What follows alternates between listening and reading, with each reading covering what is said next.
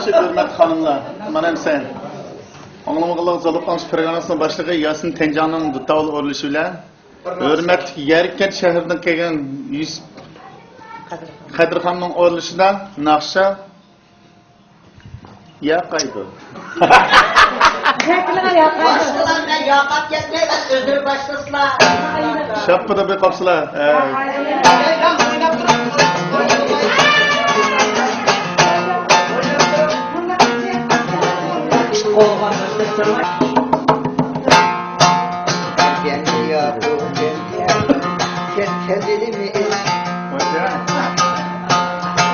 Bu yaşamda yıpım şey yok, kanat kıyıdan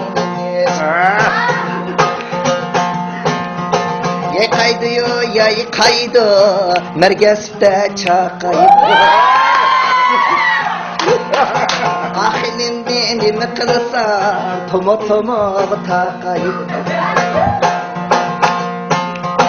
Akette bayavanda, kökette bayavanda. Duda çağan şiirinin saymini sayanda. Oracını da bekleyenin Marisi'nin çını tutuvalın bok iti duy. Sen işte etmeyiz, bizim işte demeyiz. Desek mi itemeyiz, çözüm itemeyiz.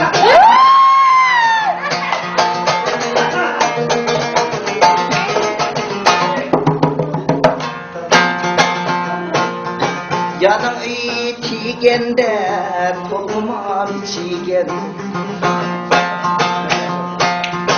Hoşça kanım destiydi, çıkar ve sözlügen.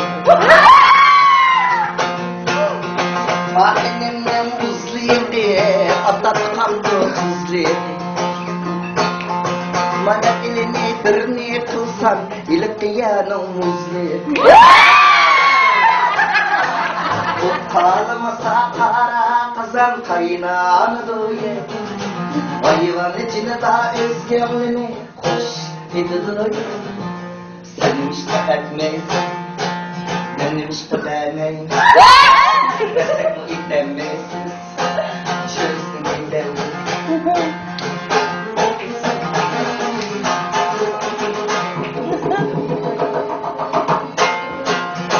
Oydan bir damla gördüğüm su başıma görecek.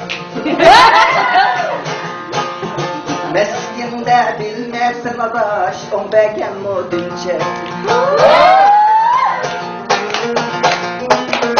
Kamediye çıklarım, basam havayı düştüler.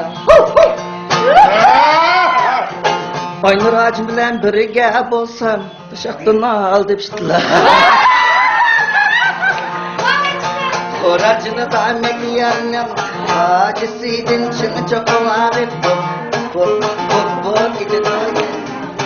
Sen işte etmeyiz, bizim işte vermeyiz.